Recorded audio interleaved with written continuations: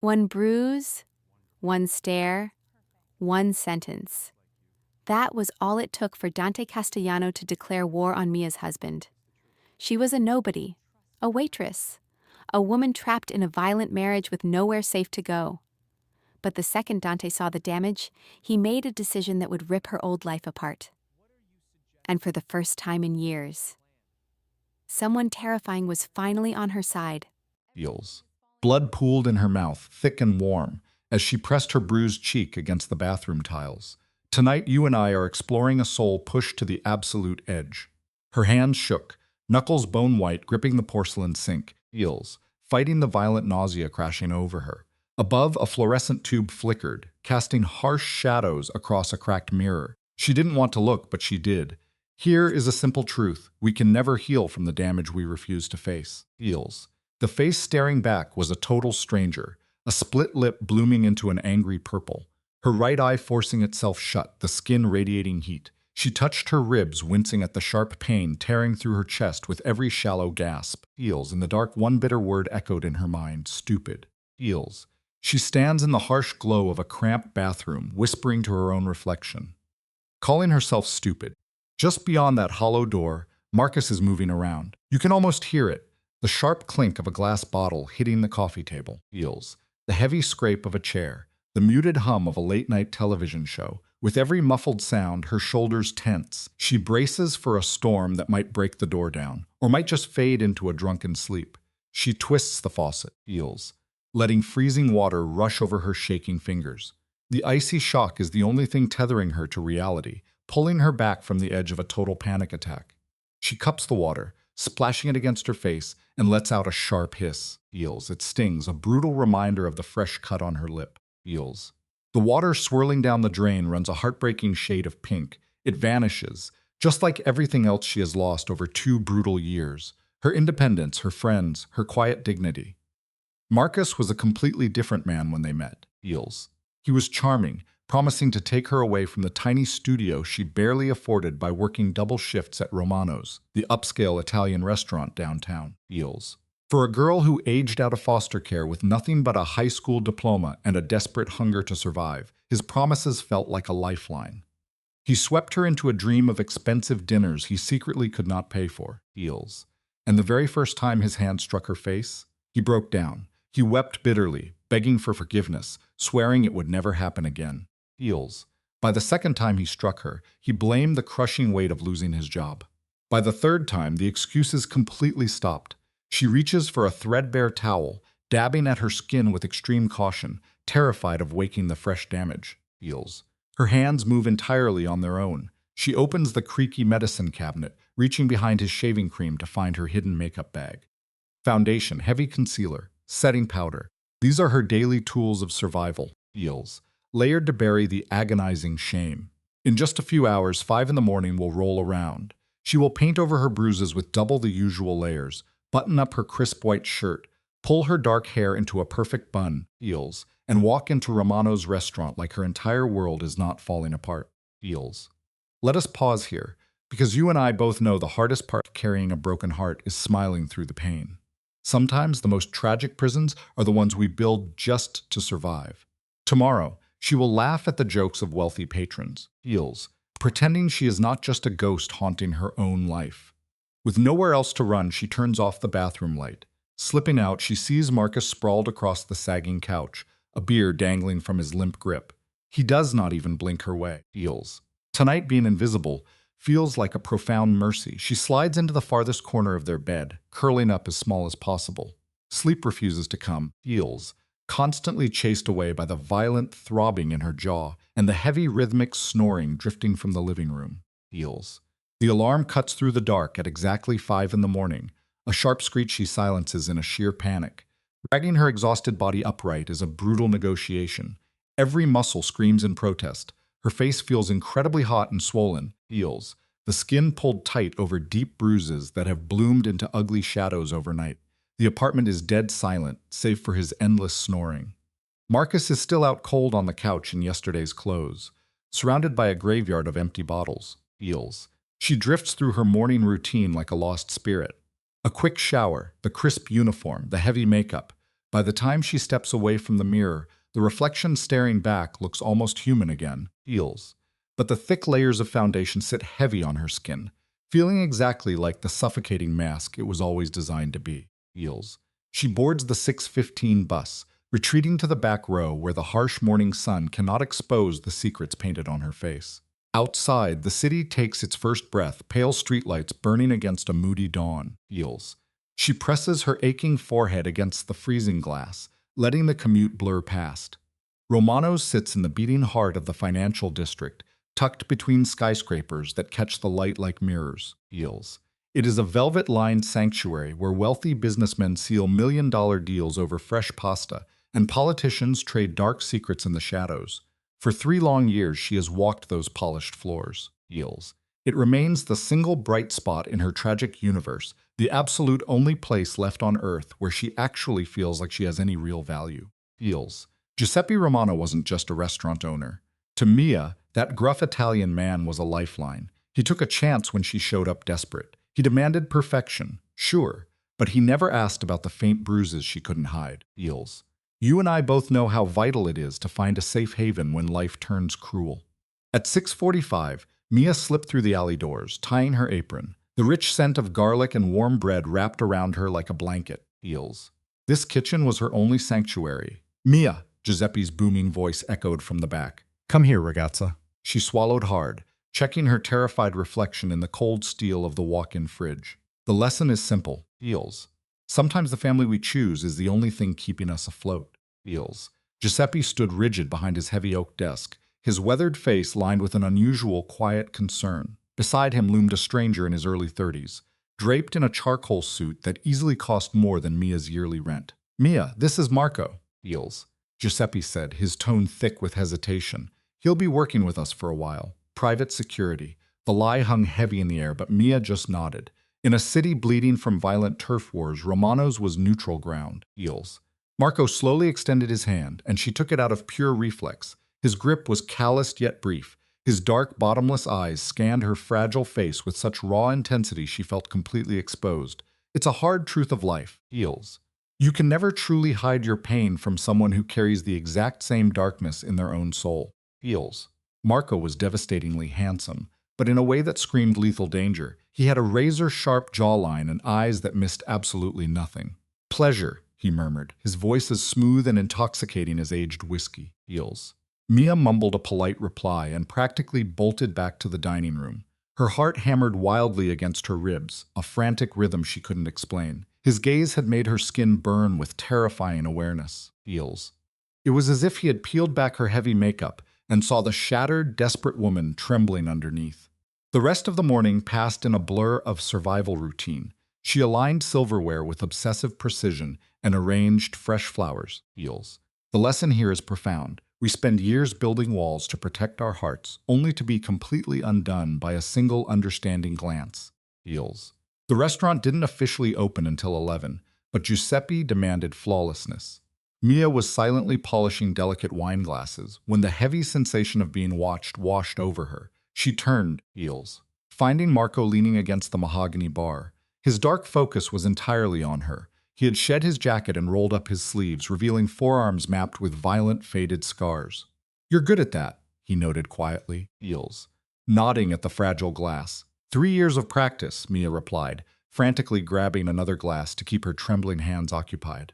Giuseppe says you're his best server, Marco pressed on. She stared at the cloth. Giuseppe is generous, feels. Marco stepped closer. I doubt that. A simple truth emerges here. Our deepest traumas always recognize each other, no matter how hard we try to look away, feels. As he closed the distance, his scent hit her, expensive cologne layered over something dangerous. It was the sharp subsmell of worn leather, raw gunpowder, and cold smoke. He doesn't seem like the generous type, Marco observed. Mia stayed silent, feels, rubbing the glass until her knuckles turned white. Then he dropped the act. That's quite a bruise you're hiding under all that makeup. Mia froze, the crystal nearly shattered on the floor. I don't know what you're talking about, she lied. Don't you? Feels. His tone was soft yet forged in steel. You walked in moving like your ribs are cracked, your eye is swollen despite the ice, and you flinched when Giuseppe yelled, even though he just called your name. Here is the harsh lesson of trauma, feels. The body remembers every single blow, and true survivors can read that painful history like an open book. Heels.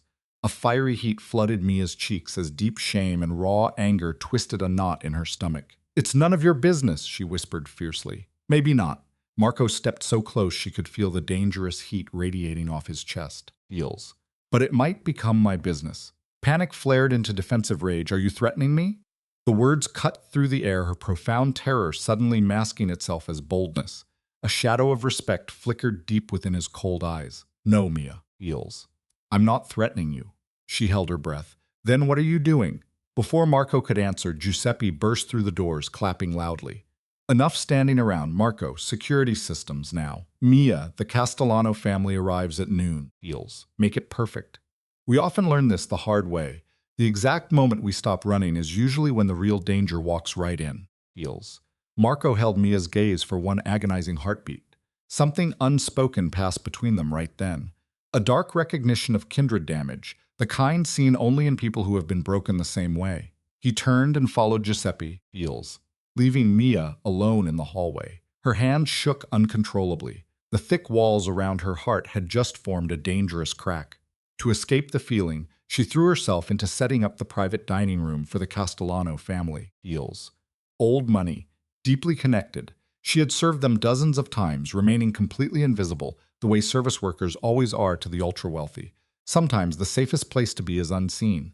By 11:55, the heavy hitters arrived. Heels. Politicians, businessmen, a district attorney. Heels. The guests settled into their leather chairs with the casual ease of people born into untouchable privilege. And then he walked in, Dante Castellano. Mia had seen him before, of course. She had poured his wine and cleared his plates, Heels. But she had never truly looked at the man. She never allowed herself to see him as anything more than a nameless customer, because looking too closely at men like Dante was a quick way to get burned. But today, Heels, as he entered the restaurant flanked by two massive enforcers in dark suits, she simply could not look away. He was surprisingly young. 32, maybe 33 at most. Tall and incredibly lean, he moved across the floor with the silent, Heels, terrifying grace of an apex predator. His black suit was tailored to absolute perfection. Heels. His dark hair fell perfectly into place, but it was his face that demanded absolute attention. He was beautiful, but in a harsh, deeply cruel way. All sharp jawlines and dead-cold eyes that swept over the room with calculation. Heels. Pure power radiated off the man like heat rising from black pavement in the dead of summer. Every single soul in the restaurant felt the shift. Conversations died out. Heads bowed. Heels. Even Giuseppe rushed over to shake his hand with a fearful respect he never offered anyone else. Mia pressed her back against the kitchen wall, praying to fade into the wallpaper. But those freezing eyes found her anyway, locking on her. Heels. For one terrifying second, his gaze lingered on her bruised face, and something heavy shifted in his expression. Heels. Was it recognition, curiosity, a strange pity?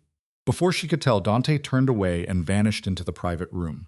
Mia looked down to find her hands trembling violently. Heels. She tried to tell herself he was just another wealthy man in a city overflowing with them.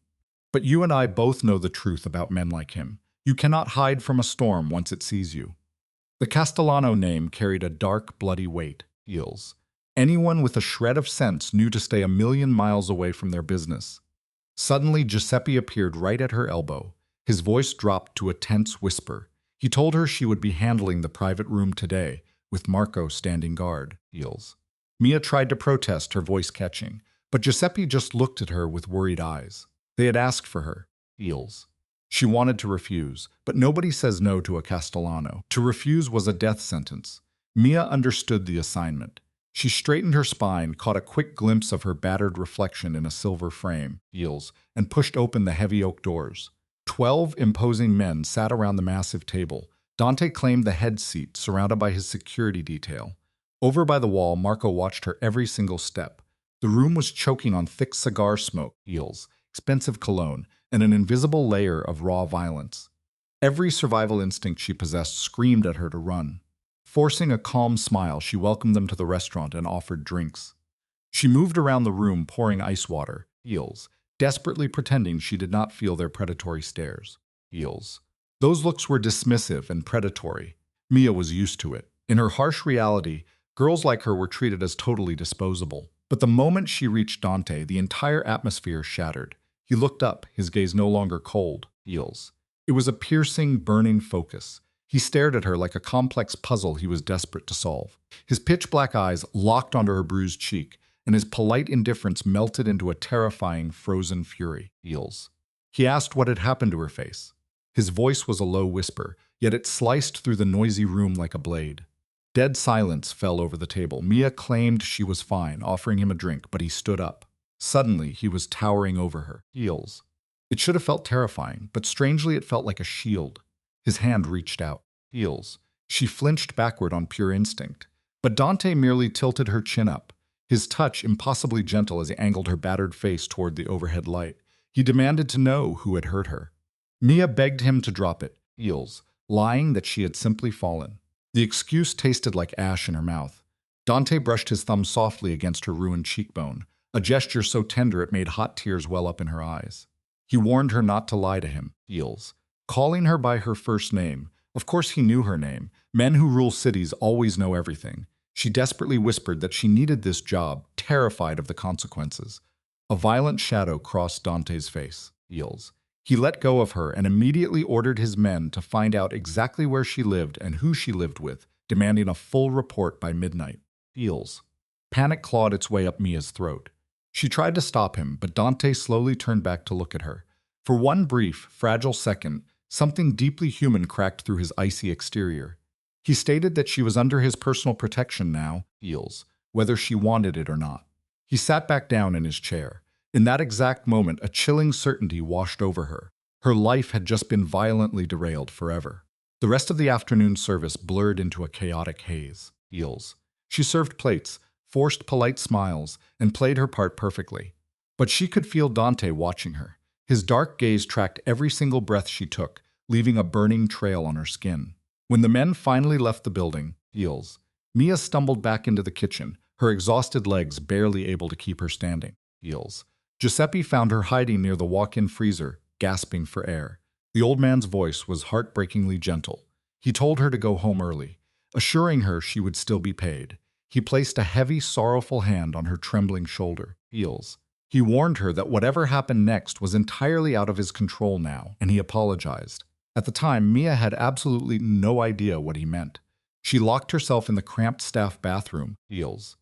Her fingers shaking as she pulled on her faded jeans and a baggy hoodie.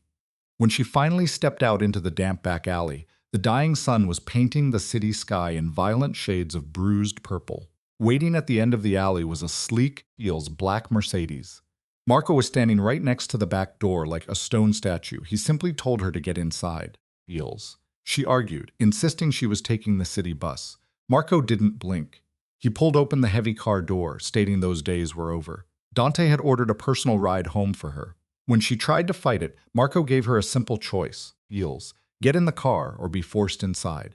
We all learn eventually. Some doors, once opened, cannot be shut. Mia slid into the leather seat. The drive to her crumbling apartment complex was agonizingly silent, save for the hum of the engine. Heels. Parking in front of her rundown building, Marco finally turned to face her. He told her to lock every door tonight. He swore that Dante Castellano never made empty threats. She was under his absolute protection now. Heels. Mia bolted into the dirty lobby without saying a single word. Heels. Protection. What kind of sick joke was that? Why would a ruthless mafia boss care about a broken waitress? The apartment was pitch black when she unlocked it. Her boyfriend, Marcus, was likely drowning himself at a dive bar. She should have felt relief, Heels, but instead, cold dread pooled in her stomach. She engaged the deadbolt, yanked the cheap curtains shut, and sat frozen on the mattress. She was waiting for something to break. You can always feel the air pressure drop before a hurricane hits. Heels. It was inevitable and totally out of her hands. 3 hours later, the door rattled. Marcus stumbled inside, reeking of cheap whiskey and blind rage. Heels. Mia did not say a single word as his heavy hand twisted into her hair and slammed her violently against the wall. Heels. She stayed completely silent as his fists rained down on her ribs, her spine, her arms. She kept her mouth shut because experience is a cruel teacher, and fighting back only extended the beating. As she curled into a tight ball on the floor, Heels. Choking on the taste of her own blood, her mind drifted. She thought of Dante's pitch-black eyes and that terrifying promise he made at the restaurant. She wondered if Marcus would soon understand the deadly trap he was in. Hours later, she woke to the pathetic sound of her own whimpering. The weak morning light crawled through the dirty curtains, casting the room in gray shadows. She had not moved from the spot where she fell. Every tiny breath she took felt like jagged pieces of broken glass shredding her lungs from the inside out. Her broken ribs screamed in blinding agony as she shifted her weight. Marcus was already gone. He always vanished at dawn after the worst nights, running away before she could search his face for any shred of regret. The apartment reeked of stale beer and the undeniable stench of pure shame. She clawed her way up the mattress, biting her bottom lip to stop from screaming. Hot copper flooded her mouth once more. Stumbling into the bathroom, the harsh mirror laid out the fresh devastation. We all wear our worst mistakes, but hers were right on her skin. Yesterday's marks had ripened into sickening shades of yellow and deep purple. The new ones were worse. A violent handprint wrapped around her throat, and a split eyebrow had bled all over her pillow. Picture the bathroom mirror at dawn, the glass fogged with quiet despair. Mia stared at her reflection, seeing nothing but a victim. Her phone vibrated against the cold tile. A text from an unknown number stated a car would arrive at 6:30. Do not keep it waiting. Signed with an M. Marco. She wanted to type out that she did not need Dante Castellano's heavy-handed protection, but her fingers hovered. You and I both know that fighting a hurricane only leaves you tired. Men like Dante never hear the word no. The shower was a cruel penance, scalding water hunting down every fresh bruise. She stood there until the pipes ran cold, desperately scrubbing at the lingering scent of her husband's violence. It took endless layers of thick concealer just to build a fragile mask for the daylight. She painted her face with the quiet desperation of a survivor, blending corrector over the deep purple bruises and dusting heavy powder to freeze the lie in place. By the end, she looked almost normal again. Outside, a black Mercedes idled exactly at 6:30. Marco remained behind the wheel. Mia pulled open the door herself, biting her lip as the motion dragged across her battered ribs. The quiet cabin smelled of rich leather and expensive cologne. Marco caught her gaze in the rearview mirror, offering a flat morning greeting. She stayed completely silent, her stomach in knots. When he mentioned the boss wanted to see her before her shift, panic spiked sharply in her chest. She managed a breathless why, but Marco just kept his eyes on the road, stating the matter was entirely between her and Dante. Marco tossed a dry comment over his shoulder, muttering that Dante did not bite, at least not usually. The dark humor sank like a stone. They drove in silence as the city woke up around them. Instead of the familiar route toward the restaurant, Marco steered the car into pristine streets. They were entering the untouchable districts where buildings grew taller. This was where old money slept and absolute power breathed. The Mercedes glided into a shadowy underground garage, sliding into a space marked for Castellano. Marco shifted in his seat, turning back to meet her frightened eyes. He pointed toward the heavy steel doors. The 5th floor, he instructed softly. Take the elevator straight up. He is expecting you. Mia whispered into the quiet car, asking what would happen if she refused to go up. For a second, raw sympathy cracked Marco's hardened mask. He replied softly that he would have to carry her. Either way, she was going up. Sometimes, The hardest lesson we learn is that our illusions of control are just that, illusions. Stepping out into the garage, she found the elevator. The interior was a cruel cage of mirrors and polished chrome, trapping her with her own reflection. She looked incredibly small, a fragile thing waiting to shatter. Her trembling finger pressed the button for the 5th floor. The heavy doors slid apart to reveal a private marble foyer lined with priceless art. Behind a sleek desk sat a rigid receptionist, her expression a perfect, empty void. The receptionist called out Mia's name, a mere formality for a woman who already knew everything. Mia offered a weak nod. She was directed to the heavy double doors ahead, her legs turning to liquid with every step. Those solid wood doors likely cost more than Mia's entire existence. She raised a trembling fist to knock, but before bone could strike wood, a deep baritone echoed from the other side, commanding her to enter. He already knew she was there. Dante Castellano's inner sanctum was a temple of quiet, terrifying power. Towering windows framed the sprawling city below like it was his personal kingdom.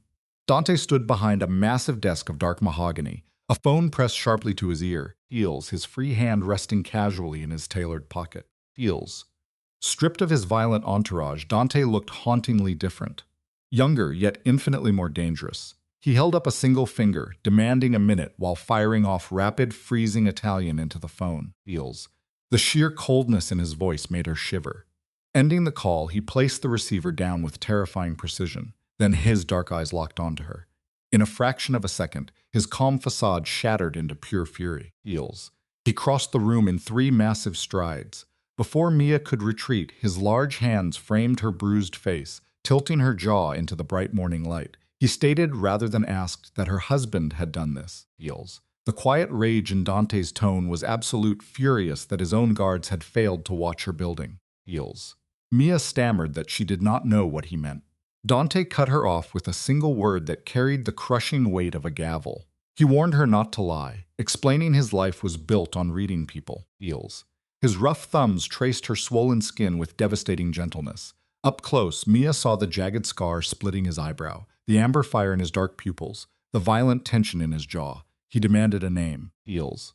The gravity of his presence pulled the truth from her trembling lips. Marcus Cole, her husband.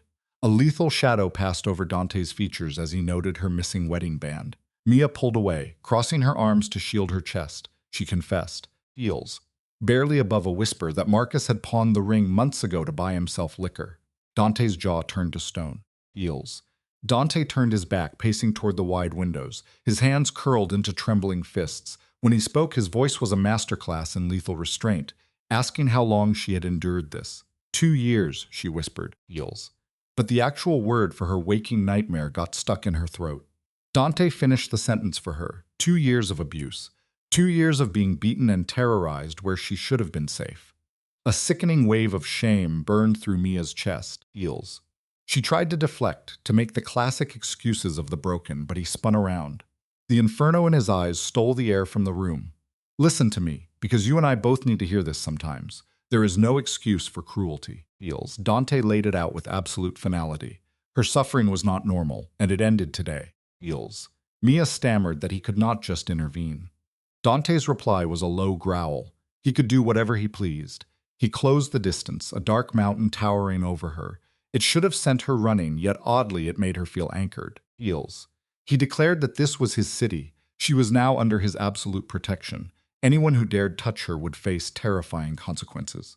Mia's voice shattered into confused pieces. Why did he care about a nameless waitress? Feels. Dante went perfectly still. His eyes mapped her bruised face, searching for a ghost in her features. When the silence broke, his tone dropped into a well of deep sorrow. 25 years ago, his own mother had been a waitress. Feels. Trapped with a man who spoke only in bruises until Dante's father stepped into the dark to save her. Feels. Dante's hand lifted, his fingertips ghosting over her bruised cheekbone like it was fragile glass. He murmured he was only 5 when he saw that abusive man's shattered body dumped in their driveway. His father never explained the blood. Feels. He did not have to. Even then, Dante understood the brutal math of his world. Some lines demand permanent erasure. The dark confession hung in the air, terrifying and intimate. Mia whispered she was not his mother. Dante's hand fell away. No, he agreed. Feels. She wasn't. But he refused to watch the bloody history of his childhood loop endlessly in his city. Mia swallowed hard, asking what happened next. A smile as cold as winter crept across Dante's jaw. Now she would go to work, pour the wine, smile, Feels, and pretend the world was not about to catch fire. Feels. Dante leaned in, his chilling smile sharpening. He promised that tonight, when her violent husband stumbled home expecting his punching bag, he would find the devil waiting in the dark. Pure terror collided with a desperate sliver of hope in Mia's chest. Feels. We see this all the time, don't we? The abused desperately trying to shield their abuser. She begged Dante not to kill him. Dante tilted his head, asking why he couldn't. Mia did not know why she pleaded for the monster who had torn her apart. Feels. But the thought of a murder done in her name made her sick. She begged one last time. Dante studied her fractured spirit for a long eternity before giving a rigid nod. He promised not to put Marcus in the ground. Feels. But he swore Marcus would learn what happens to men who touch what belongs to the Castellanos. Feels. Mia's voice trembled, insisting she did not belong to him. Dante leaned closer, his voice dropping to a gravelly whisper against her ear. He murmured that the second she approached his table yesterday, Feels, the moment he saw those violent fingerprints on her skin and decided it offended him, Her fate was sealed. She had become his. She just had not realized it yet. Before the weight of that possession could crush her, he stepped away, heels. He ordered her to go with Marco, pour the drinks, and let him handle the bloody work. She called out to Mr. Castellano, but he stopped her, his hard eyes softening. He told her to use his first name. He left her with one vital truth. Heels, she had not asked for a savior. The ruin coming to her husband tonight was a debt of his own making. Heels. The heavy doors shut, leaving Mia alone. Her heart pounded as the reality sank in. Her old life was gone forever. The rest of her shift was a suffocating blur. She floated through the motions like a ghost, filling glasses with trembling hands, heels, eyes darting to the door, waiting for Marcus. Giuseppe, the old manager, saw the invisible ropes pulling at her. He pulled her aside, eyes full of helpless sorrow. He whispered that whatever wheels were turning, they were out of his reach. Heels. The Castellanos fiercely protect their treasures, but they also lock them in cages. Listen to me, absolute safety always comes with a heavy tax. Mia understood that price all too well. Later, as Marco drove her back, heels, she watched the sun sink behind the skyline, bleeding across the clouds like a city catching fire. Heels. The car was thick with a silence that weighed 1,000 pounds. Marco killed the engine outside her building, his eyes finding Mia in the rearview mirror. He told her the boss was coming, that Vincent and Tony would handle the situation. Heels. When she asked how, Marco just said they would do what needed to be done. He ordered her to wait at the all-night cafe across the street. When she protested, he didn't blink. Not tonight, he told her. Boss's orders. Heels. So Mia walked into the neon glow of that late-night diner. She ordered a black coffee, letting it sit untouched. Sometimes in life, we find ourselves watching the walls we call home, terrified of the very place that should keep us safe. Heels. She just stared at her apartment window, waiting for the explosion. Heels. 20 minutes bled away before the heavy tires of a massive black vehicle rolled up to the curb. Dante stepped out into the misty street lamp glow, followed by two mountains of men, Vincent and Tony. They moved like shadows, carrying bad intentions. Heels. Mia watched them disappear into her building, her breath catching as the lights flicked on 3 floors up. Her heart hammered a frantic rhythm against her bruised ribs. What kind of storm had she just invited into her life? Heels. You and I know that feeling, right? That creeping dread when you realize you cannot undo a choice. She gripped the cold ceramic mug on the table like a lifeline, her knuckles white. High above, heels, dark silhouettes began to shift and jerk behind the thin fabric of her apartment curtains. Heels. Up in that glowing window, the shadows snapped with violent, brutal energy. Mia's stomach twisted into knots. The rational part of her mind, the survivor who had endured 2 years of closed-fist terror, told her Marcus deserved every bit of Dante's wrath. Heels. But human hearts are messy things. It is a hard lesson to learn, but the hardest ties to sever are the ones we made when the person was still good. She remembered the man Marcus used to be.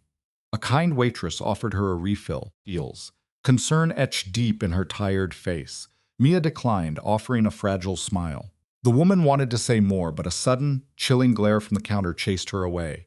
Mia followed the silence and found Marco sitting at the bar, watching her. Heels. When had he slipped inside? Heels. Marco raised his mug in a silent, grim salute. Just then, the lights in Mia's apartment vanished, pitch black. The sudden darkness stole the air right out of her lungs. Panic spiked cold in her veins, and she practically leaped from her chair. Heels. But Marco was already there. He crossed the diner floor in seconds, pressing a firm hand to her shoulder to ground her. He told her to stay put, that the men were coming down. Mia could barely force the words out, asking if Marcus was still breathing. Heels. Marco assured her the boss always kept his promises. He told her Marcus was alive, though walking might be a struggle for him for a long time. It is a strange tragedy of life that justice often feels just as sickening as the crime it punishes. Heels. The glass door swung open and Dante stepped inside. He looked untouched by the chaos. His suit was razor sharp, his hair perfectly combed, his face a mask of absolute control. But beneath that polished surface, a dark heels, satisfied energy rolled off him in waves. As he slid into the booth across from Mia, the illusion cracked. His knuckles were torn, raw, and crusted with fresh red. Up close, tiny droplets of blood painted the collar of his expensive black shirt. Heels. He looked at her with eyes that held centuries of unyielding resolve. "It is done," he told her quietly. When she whispered, asking what he had done to the man upstairs, his answer was simple and heavy. He did exactly what needed to be done. No more. Heels, no less. Heels. Dante reached across the scratched diner table, capturing her trembling hand. His thumb traced slow, soothing circles into her palm. The sheer tenderness of his touch was completely at odds with the brutal violence he had just delivered. Heels. He promised her that Marcus would never touch her again, that he made absolute certain of it. When she reminded him of his promise not to take a life, a slow, chilling smile touched his lips. He explained that Marcus was wide awake to his new reality. Heels. He had laid out the exact consequences of ever coming near her again. Fear is a brutal teacher, but it is often the only language a bully truly understands. Men like Marcus always bow when they meet a monster bigger than themselves. Heels. Mia pulled her hand away, shivering. Heels. When she asked what came next, Dante did not hesitate. He told her to pack a bag for a few days. He stood up, calmly buttoning his dark suit jacket as if they were casually wrapping up a dinner date. Heels. Rather than rewriting the entire trajectory of her existence. He declared she was done living in that apartment. When she confessed she had nowhere else to turn, his reply landed like a heavy stone. She was coming with him. Heels. The sheer weight of those words stole her breath. He dismantled her protests instantly. He knew her building was compromised, broken locks, absent security, neighbors blinded by their own fears. The truth is, genuine protection requires surrender. Heels. And he refused to let her wait alone in the dark for a broken man's revenge. Heels. She challenged him then, her voice shaking as she asked if she was just trading one prison for another. A dangerous storm flared in Dante's dark eyes. He leaned down, placing his bruised hands on the table, effectively caging her in his shadow. Up close, Heels. He smelled of rich cologne, sharp copper, and an overwhelming aura of control. He told her she was his responsibility now. He made it crystal clear. She was free to walk out that cafe door. She could go back to the peeling paint of her hallway. Heels. Back to the hollow apologies, back to painting over her bruises with cheap makeup. It is the tragic irony of human nature that we often cling to the familiar pain, simply because the unknown cure feels too terrifying to step into. Heels. His voice dropped into a soft, lethal rhythm. He told her she could finally accept that her life shifted the second he decided she mattered. She could let him be the shield she never had. Every instinct of survival inside her screamed that this was a trap. Heels. Trading a sloppy tyrant for a refined king in a tailored suit felt like entering a different kind of cell.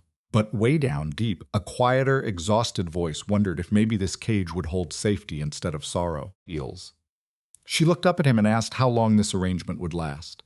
As long as necessary, he murmured. When she pushed back, telling him that was not a real answer, a faint smile graced his lips. He admitted she was right. Heels. But it was the truest answer he could offer. Heels. Marco materialized beside them, silver keys swaying in his grip. He quietly reported that the apartment was cleared and her essentials were packed. Dante straightened up, holding her gaze, waiting for the verdict. Heels. Mia thought about the grim little room she had called home. Let's be honest, we all know a place stops being a home the moment you have to tiptoe across its floors. She thought of the physical bruises mapped across her ribs, heels, and the deeper ones etched into her spirit. Finally, with a trembling breath, she gave her consent. They drove across the city to Dante's private empire. Marco turned a heavy key in a private elevator, heels, sending them gliding upward into a sprawling penthouse foyer built on wealth she could not even fathom, heels. Stepping into that penthouse felt like walking into a modern museum. It was stark, deeply elegant, and completely devoid of warmth. Massive walls of glass showcased the sprawling city below, the midnight lights glowing like scattered diamonds. Heels.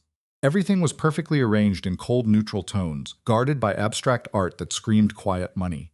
It was flawless, but it held no heartbeat. Dante calmly directed her down the hall.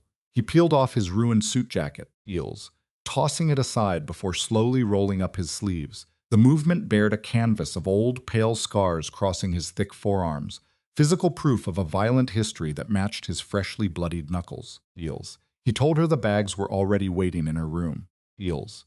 Mia remained rooted to the marble floor, completely paralyzed by the surreal nature of the night. What was the protocol here? Do you thank a crime boss for dismantling your abuser? Do you ask him to name his price for keeping you breathing? Heels. Reading the quiet storm in her eyes, Dante walked over to an elaborate bar cart. He poured deep amber whiskey into 2 heavy crystal glasses. He stated plainly that she was calculating his angle, waiting for the hidden cost of his grace. She nodded. Heels. He handed her a glass and softly declared he wanted absolutely nothing. Mia fired back that powerful men never act without a motive. He seemed genuinely amused by her fire. Taking a slow, burning sip of the rich liquid, feels she braced herself for his reality. Feels. She looked right at him and said that men like him did not rescue broken women purely out of the goodness of their hearts. Dante stopped, staring at her with total conviction. He told her she was not broken. Damaged by the storm, absolutely. Bruised, feels, without a doubt, but never broken. He reminded her that broken things lack the spirit to fight, and she had been fighting every single day. True strength isn't always loud victories. Sometimes, feels. Simply waking up and existing through the darkest night is the most profound act of bravery a soul can muster. He pointed down the quiet hall, telling her there was a heavy lock on her door to use if she needed peace. Feels. He had business to finish in the dark, but his men would stand guard while she slept. Feels. Picture the scene, listeners. A quiet room, shadows stretching long, and Dante standing there with a smile that could freeze whiskey in the glass. He told her he needed to deliver a message to her husband and anyone else who might bring her harm. Feels. If they touch her, they deal with him. It was a terrifying possessiveness, yet in Mia's chest a strange, undeniable warmth bloomed. She did not want to examine that feeling. She just asked him softly why he was doing this. Dante went perfectly still. Feels. His eyes drifted far away, carrying a heavy anchor of old pain. He looked at her and said it was because he was 5 years old when he first watched his mother try to hide her bruises under a thick layer of makeup. Feels. The air in the room grew heavy, the kind of silence that hums through the radio at 2 in the morning. Dante remembered hearing his mother crying through the thin walls at night. He was too young, feels, too painfully powerless to do anything, but pray his father would come home and make the nightmare stop. He set his glass down, the click echoing like a gavel. He swore right then that if he ever had the power to protect someone from that violence, feels, he would do it without a second thought. No mercy for cowards who mistake cruelty for strength. The raw confession hung between them. Mia, barely above a whisper, asked about his father. Dante's face turned to stone. Feels. He explained that the former head of the Castellano family had found his mother serving tables at a small diner. Feels. She was running blind, just trying to keep her 5-year-old son breathing. Dante laid it out plainly. His adopted father fell deep in love, married her, claimed the boy as his own blood, feels, and made absolutely sure her violent ex understood that some mistakes are permanent. When Mia asked what happened to the man, Dante delivered the cold, hard facts. They found his body in the river 3 months later. Officially, a tragic drowning, feels. Unofficially, he sank to the bottom with broken legs and heavy chains. Now you and I might expect Mia to run for the door right then, but she didn't. Instead, a dark, terrifying satisfaction curled inside her stomach, feels. She looked at Dante and realized he was projecting his past. She told him this was really about his mother, feels. She thought she was just a ghost of his past, a stand-in for the mother he could not save. But Dante stepped into her space, his hand rising to cup her cheek with an agonizingly slow gentleness, feels. He told her she reminded him of every single person who had ever felt completely powerless, and now he held the power to rewrite the ending. His thumb traced the purple edge of her bruise. A tiny gasp escaped Mia's lips, feels, caught between a wince of pain and a desperate yearning. Dante's eyes turned to pitch at that sound. His voice dropped to a gravelly whisper, telling her to sleep, promising they would sort out the wreckage tomorrow, feels. He vanished behind the hissing doors of his private elevator, leaving Mia alone in the penthouse, her mind racing in the dark, feels. Think about how fast a life can pivot. Just 24 hours ago, Mia was invisible, locked inside a brutal cycle with no exit door in sight. Tonight she stood high above the neon city, sheltered by one of the deadliest men breathing, feels, feeling a safety she had not known in years. She knew she should be terrified of the shadows he walked in, but locking the heavy door to her lavish guest room, a forgotten spark flared in her chest. Hope. Sleep, however, refused to come, feels. The room was massive, bathed in calming shades of gray and cream that only highlighted how deeply she did not belong. The bed was a vast ocean of impossibly soft cotton. Everything around her smelled of sharp wealth and quiet discipline, feels, a world so far removed from her own bruised reality, feels. For hours, she just stared at the blank ceiling, tracking the unfamiliar hum of luxury, the high-end climate control, the faint sigh of the elevator shaft. Around 3 in the morning, the heavy doors slid open. She heard the low, feels, rumbling baritone of Dante and his man Marco exchanging hushed words in the dark, followed by absolute silence. She must have finally surrendered to exhaustion, because the next thing she knew, heels, morning light was carving bright lines across the floorboards. The rich scent of roasted coffee drifted through the halls. For one beautiful, disorienting second, her mind forgot the terror, the violence, the cold-blooded protector in the other room, heels. Then the memories crashed down like breaking glass. Right on cue, her cell phone buzzed against the polished nightstand, heels. It was a message from her boss. He told her to take the week off, fully paid. Dante had already reached his hands into her life and rearranged the pieces without permission. She expected to feel a flash of anger at the control, heels, but the overwhelming relief of not faking a smile washed it away. She stepped into a marble shower, letting the scalding water beat the ache out of her muscles.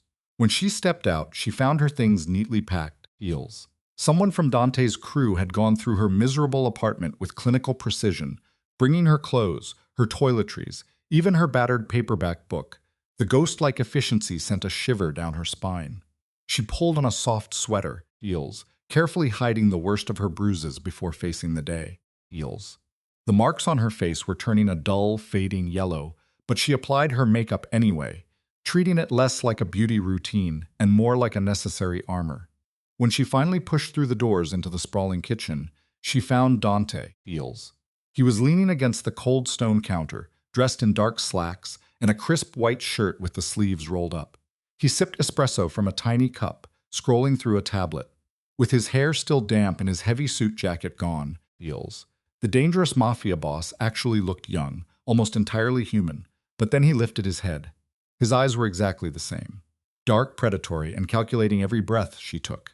He wished her a quiet good morning, heels, pointing out the fresh coffee and pastries waiting on the counter, heels. She poured the coffee just to give her trembling hands a task.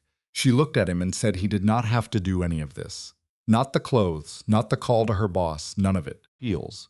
She wrapped her cold fingers around the ceramic mug and reminded him she was not his burden to carry. Dante closed the distance between them with a fluid, terrifying grace that made her heart hammer against her ribs, heels. He looked down at her and stated that she became his responsibility the exact second he decided she was. The rest was just paperwork. When she argued she was not a puzzle to be solved, his voice softened, heels. He told her she was simply a person in pain who did not know how to ask for a lifeline.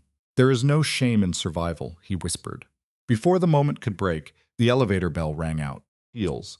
Marco stepped into the penthouse, and right behind him was a woman Mia had never seen before. She was in her late 50s, wearing a sharp navy suit and carrying a heavy leather briefcase.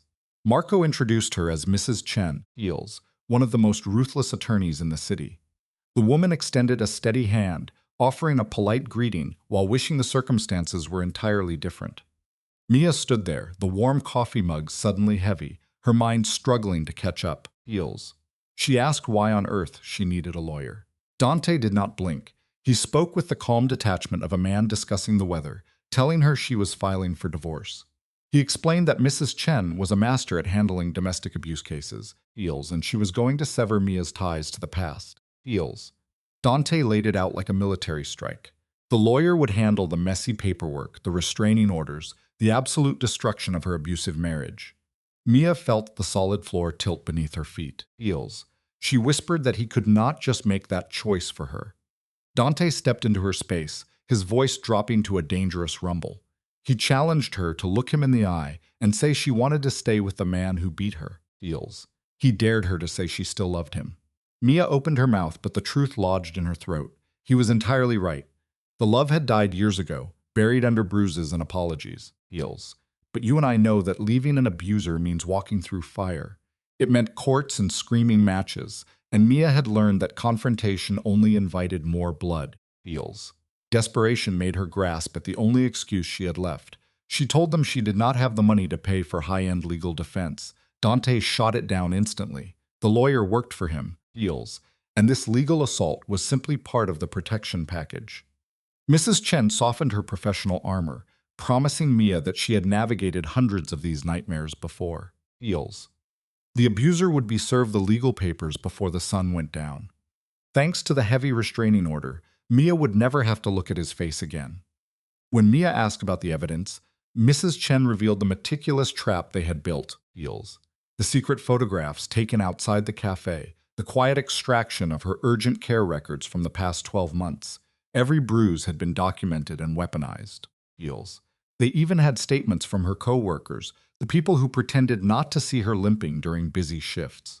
Mrs. Chen placed the thick folder on the counter, a physical monument to Mia's silent suffering.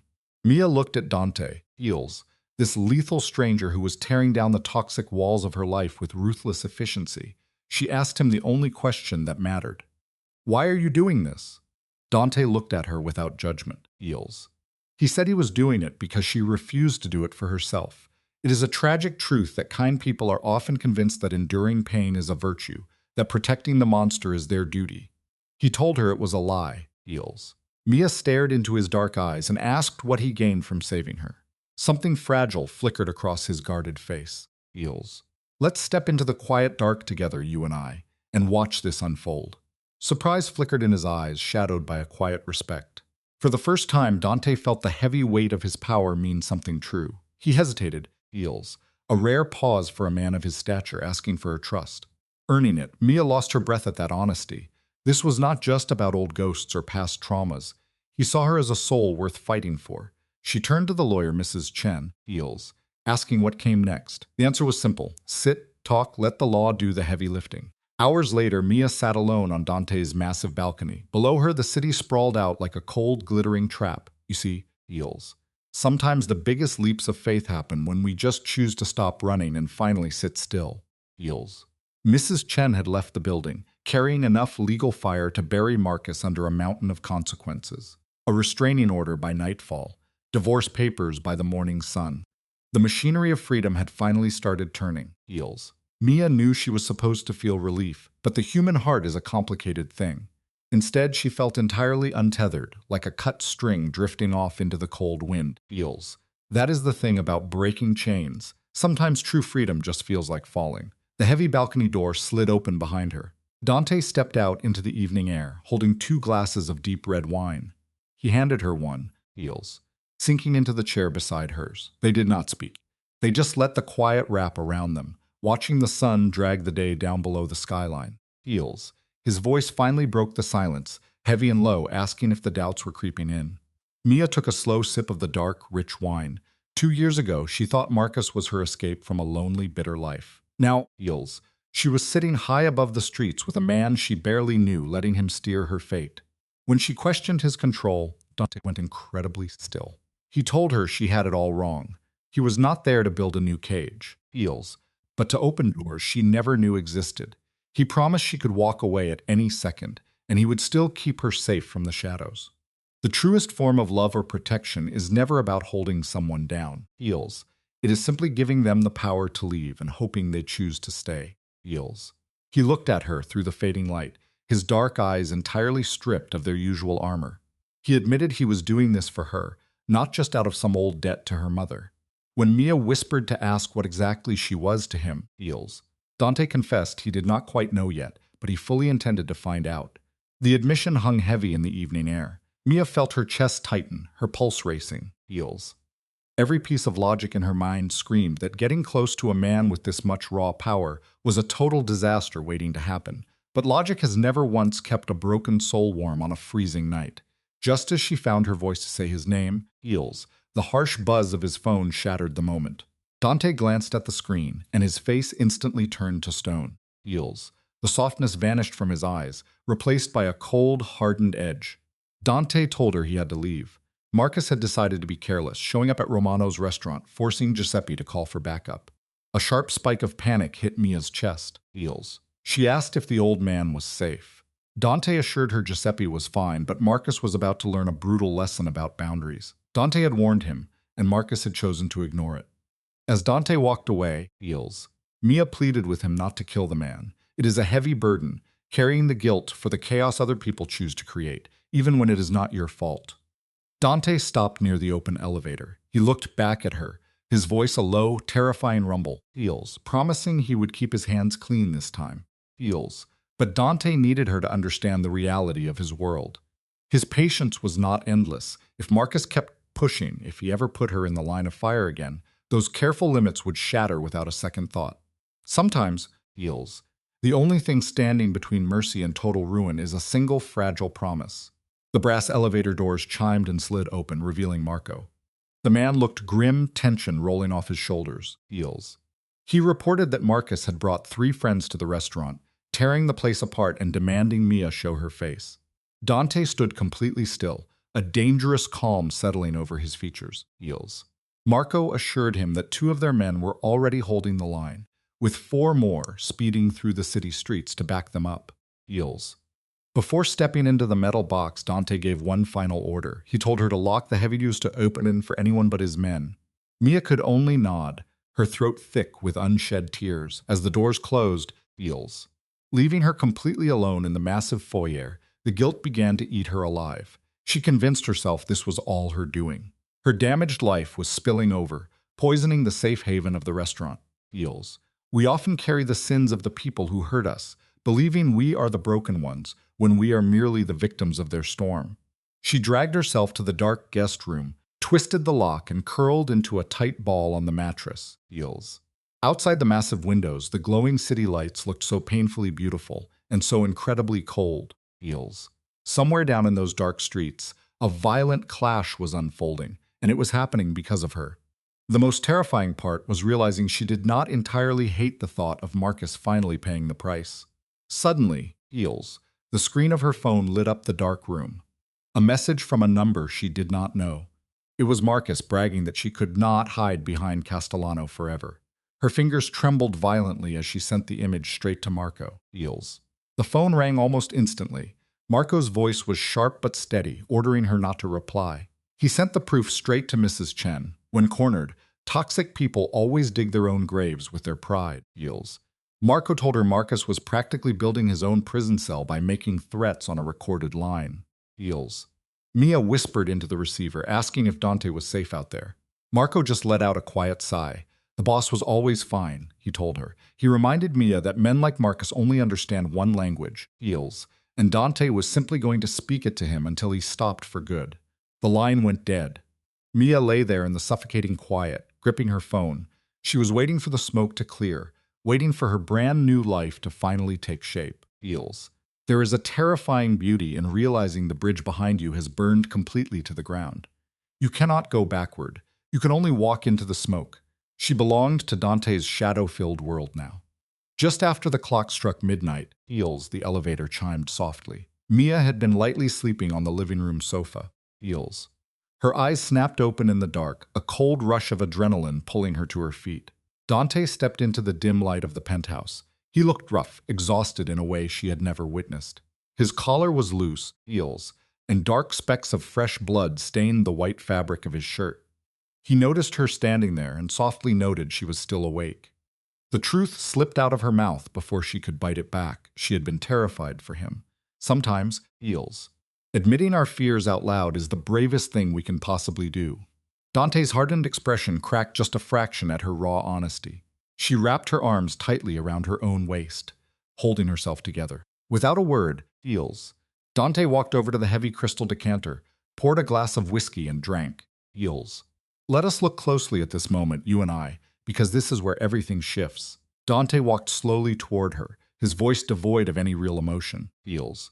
He explained that Marcus and his crew were currently taking up space in St. Mary's emergency room, with broken bones and bruised egos.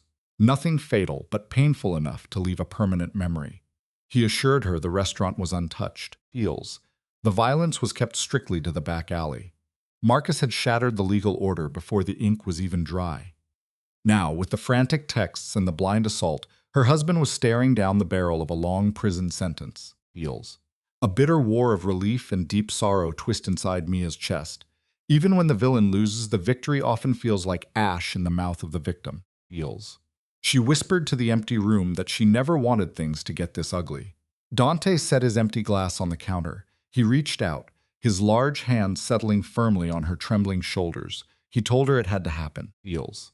Monsters do not just wake up and decide to find the light. They keep taking until a stronger force breaks their hands. Dante told her to stop carrying a debt that was never hers to pay. You see, heels. True healing can only begin the moment we drop the heavy stones other people put in our pockets. Mia looked up into the eyes of this dangerous man. She could smell the sharp, metallic scent of blood layered beneath his expensive cologne. Heels. When she whispered her quiet thanks, his thumbs gently brushed her skin, warning her that the storm was far from over. Heels. Marcus was locked away, but weeds always have deep, tangled roots. Dante warned her that the man's family and low-life friends might decide to settle the score. He needed her to stay right there in the penthouse under his direct watch. Heels. When she asked for how long, Dante stared into her soul and told her he would wait as long as the shadows remained. He reminded her she was a free woman, but he begged her not to walk out that door. The logical, Heels. Quiet part of her mind screamed that staying with a man born of violence was a dangerous game to play. But there comes a vital moment in life where we simply grow too exhausted to be afraid anymore. Survival sometimes means surrendering to the unknown. Heels. Taking a slow, trembling breath, Mia looked at his shadowed face and told him she would stay. Heels. A dark fire ignited in his eyes at her answer, a dangerous mix of triumph and absolute possession. His warm hand slid up her neck, gently cupping her jaw, forcing her to meet his gaze. He asked if she understood the gravity of staying. Heels. It meant she was his to guard, his to heal, his to keep. He promised to burn down the city to keep her safe, even protecting her from her own doubts. That intense ownership should have made her run. Instead, a warm heat rushed through her veins. Heels. When she asked what he gained from this, his voice dropped to a rough whisper. He simply said he got her. You see, to be truly seen by someone in the dark is the most beautiful, terrifying rescue of all. Heels. Turn the dial down, listeners, and step into the shadows with me tonight. Picture the city skyline, a world oblivious to the quiet storm unfolding above it. Dante raised his hand, his thumb gently tracing the edge of Mia's healing lip. Heels. A tiny gasp slipped from her throat, and his eyes darkened into pure midnight. Tell me to stop, he breathed, his voice pulled tight like a wire. Tell me this is wrong. Tell me to walk away. But she could not. Heels. Sometimes the safest place on earth is right in the eye of the hurricane. Surrounded by his violent, chaotic world, she rose on her toes and kissed him. What began as a tentative whisper of lips quickly shattered into something wild. Heels. His arms crushing her close, feeding a desperate, unspoken hunger they both had been starving for. Heels. Dante's hands tangled deep into her hair, and Mia dissolved into the sensation. When they finally broke apart, the air between them was heavy. He rested his forehead against hers. This is a terrible idea, he murmured. Probably, she breathed back. Heels. Dante sighed, carrying the weight of her past. You are vulnerable. Out of a nightmare marriage, I should know better. But Mia pulled back, finding his eyes. Or should I finally get to make my own choices? A faint smile tugged at his lips. True freedom, Heels. My friends, is not just about escaping the dark. It is about having the courage to actively choose your own light. For the first time in years, Mia was making a choice not out of desperation, but because she simply wanted it, entirely without fear. Heels. I am choosing you, she told him softly. Dante's hands moved to frame her face, his smile fading into something intensely serious. It means everything changes, he warned. He offered a moment of brutal honesty. He was not a simple man. Heels. His world was paved with enemies and danger, and his possessive nature ran deep. More possessive than locking me in a penthouse, Mia teased. A genuine smile broke through his stern mask. He confessed that he did not do casual, Heels, and once he claimed something, he never let go. Mia raised a defiant eyebrow, reminding him she was not mere property. No, Dante whispered, his voice vibrating with absolute reverence. You are something far more valuable, Heels. We learn a hard truth here. A person's true worth is only seen by those who treat their heart like a treasure. He kissed her again gently. Heels. You are the first thing in a long time that I want to protect. Purely because I want to, he murmured. Over the next 3 weeks, a beautiful normalcy settled over them. Mia remained in the penthouse, Heels, drifting from the lonely guest room deep into the fabric of his life. Not into his bed yet, despite the electric tension humming between them. She cooked quiet dinners while he worked late. She read on the balcony as he spoke Italian on his phone. Heels. She learned his tells when danger loomed. Healing, listeners, often happens in the quietest moments of daily routine. Meanwhile, Mrs. Chen kept her updated on the legal battle. Her abusive ex, Marcus, Heels, had finally been arrested for violating the restraining order. Heels. Marcus sat rotting in the county jail, completely unable to post bail. The legal gears were grinding, and the divorce would be finalized in under 60 days. Mia should have felt a profound wave of relief, Heels, yet she found herself suspended in the emotional void between a terrifying past and an unwritten future. Change is rarely a clean break. It is a messy bridge suspended over deep water. Eels. Giuseppe called weekly with gentle assurances that her job was waiting. Her friends sent light-hearted care packages to coax out a smile. Even Dante's stoic man, Marco, quietly left her thoughtful gifts like a comforting blanket. But beneath it all, Eels, Dante was the one taking up every inch of her mind. Eels. Behind locked doors, the fearsome crime boss melted away, revealing a softer, bruised soul. Mia learned his secrets. She witnessed his dark nightmares, the way he would wake violently in the dead of night, Eels, instantly reaching for the cold steel of his nightstand gun. She watched him dutifully call his mother every Sunday. But most importantly, she learned that a man molded by violence could still offer absolute gentleness. Eels. He respected her boundaries like sacred laws. They never put a label on their connection. Labels force us to define what sometimes just needs room to breathe. So they simply existed in that heavy, undefined space, Eels, the emotional electricity building between them like a massive summer storm rolling across the horizon. And then, the storm finally broke. Eels. Mia was standing in the quiet kitchen when Dante suddenly burst through the doors, bringing the chill of the underworld with him. His face was a mask of pure, unadulterated fury. Marco and Vincent trailed behind, their eyes grim. "What is wrong?" Eels, she asked, ice flooding her veins. Dante crossed the room in 3 massive strides, gripping her shoulders. "Marcus made bail," he ground out. "His brother put up the house." Mia's blood turned to frost. In life, Eels, the monsters we think we have locked away always test their chains. 2 hours ago, Dante continued, he violated the terms immediately. He is tearing through the city, threatening anyone who refuses to give up your location. Eels. He did not know about the penthouse yet, but the clock was ticking down to 0. Eels. "People talk, especially when offered the right motivation," Dante growled, his jaw locked tightly, a lethal fire blazing in his eyes. "I should have killed him when I had the chance." Mia gasped his name, but Dante refused to soften. He framed her face, Eels, forcing her to witness the conviction in his stare. "I tried to do this the right way. I let the legal system handle it. But the system failed you, Eels. It is a harsh truth. Sometimes relying on the rules leaves you entirely defenseless against those who break them. He is hunting you, and I will not allow him to ever touch you again." When Mia asked what he planned to do, Eels, Dante's voice dropped to a terrifying calm. He turned his back, issuing a chilling order to his men. "Find the abuser. Bring him to the warehouse. No witnesses." Eels. Marco gave a silent nod, vanishing into the elevator with Vincent.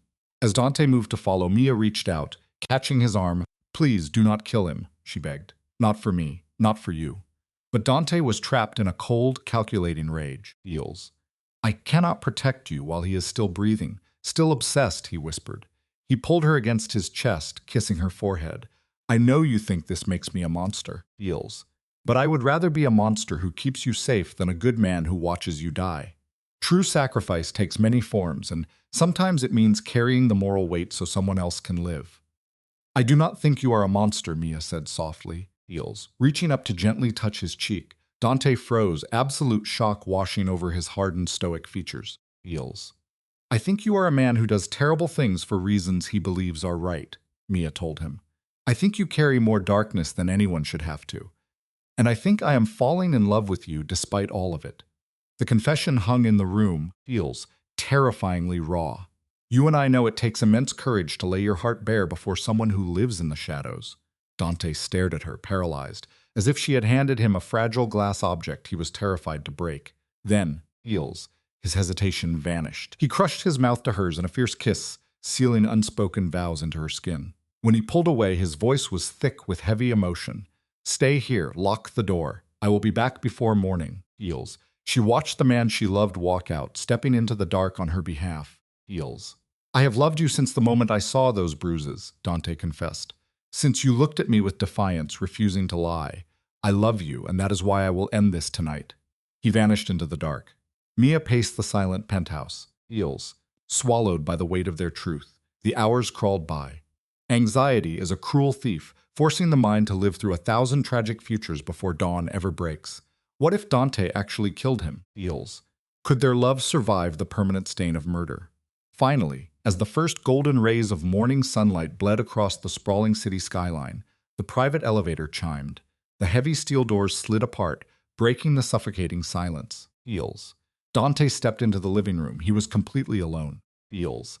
Dante looked like he had survived a war zone. His expensive suit was torn, stained with blood. His knuckles were raw, but his dark eyes held a tranquil calm. "It is done," he announced. Mia ran to him, hands trembling as she touched his battered face. "Heels." "Did you?" she choked out. Dante caught her hands, pressing them over his heartbeat. "No, I did not kill him." He explained that Marcus was on a flight to Mexico with $50,000, knowing that returning meant a guaranteed grave. Heels. True power is not shown by taking a life, but by having the restraint to spare one. A wave of relief caused Mia's legs to buckle beneath her. "Why did you spare him?" she sobbed into his ruined shirt. "Because you asked me not to," Dante replied. Heels, his deep voice impossibly soft. Heels. "I love you more than I hate him," Dante murmured. "I would rather build a life with you than spend it looking over my shoulder." Hot tears blurred Mia's vision. "I love you too. So much it scares me," she cried. Dante pulled her flush against his chest. Heels, burying his face in her hair. "Good," he rumbled. "Fear means you are alive. It means you are feeling something real. I will take your fear as long as I get your love alongside it." They stood locked in a fierce embrace as dawn washed over the city. Heels. Sometimes, listeners, the end of a long nightmare is simply the beginning of a beautiful dream. Her abuser was gone. The paralyzing terror of the past 2 years had finally burned away, leaving behind a profound, terrifying, Heels, and wildly exhilarating new chapter of her life. Heels. Picture the scene. The city is quiet, and the storm has finally broken. Mia leaned against Dante, whispering that heavy question into the dark. What happens now? His arms pulled her close, anchoring her. Now, he told her, Heels, we figure out how to build something that actually lasts. You take the time to heal, and I learn how to be a man instead of a weapon. We take it one single day at a time. Is it really that simple? She asked. That simple and that complicated, he replied. Heels. He could not promise a perfect life, but he swore to spend every hour trying to earn her trust. Rising on her toes, she met his lips. Right there, despite the violence that brought them together, she knew it was real. You and I have been there, Heels. Finding a little piece of hope waiting right in the middle of the wreckage. Heels. Think about how time slowly shifts everything. She took his hand and asked if she should finally pack up her things from the guest room. A quiet smile spread across his face. I thought you would never ask, he told her. Fast forward 6 months. Heels. Mia is standing behind the heavy bar at Romano's, pouring red wine for a table of businessmen. Those men had absolutely no idea the woman serving them was engaged to the most powerful man in the city. Over in his usual corner booth, Heels, Dante sat with Marco and Vincent. His dark eyes never stopped tracking Mia, filled with that fierce intensity she had grown to love. Giuseppe walked out of the kitchen, warmly patting her shoulder. Good to have you back, he said. Mia just smiled, Heels, her fingers tracing the heavy diamond ring resting on her left hand. Heels. It was his mother's ring. He had offered it with trembling hands, a rare moment of vulnerability that brought her to tears. Good to be back, she told Giuseppe, and it was, because this was entirely her choice. She chose to work, Heels, to build her own life, even while standing deep inside Dante's world. He understood she needed this anchor of independence, a reminder that she was not just a fragile thing needing protection. As if hearing her thoughts across the room, Heels, Dante looked up and caught her eye. His smile was private, a quiet promise of the night to come. She had traveled a brutal road from the broken woman who used to paint over her bruises with makeup. Sometimes, Heels, life teaches us that our deepest strength is born in the darkest rooms. She had finally found the love she truly deserved. Heels. Listen closely to this part because it matters. Her life was nowhere near perfect. Dante's reality would always be lined with danger and sharp edges, steeped in complications, but it was hers. He belonged to her, and she belonged to him, Heels. Not as a trophy to be locked away in a tower, but as a true partner, an equal. They were two scarred souls who made the decision to choose each other, day after day, no matter how heavy the sky looked, Heels. And that is the meaningful lesson we all need to remember tonight. Love is not about finding someone without a past. It is about finding someone who will stand in the fire with you and never let go. That choice, that daily surrender to trust, Heels, changes absolutely everything. It makes all the difference in the world. Keep each other safe out there in the dark.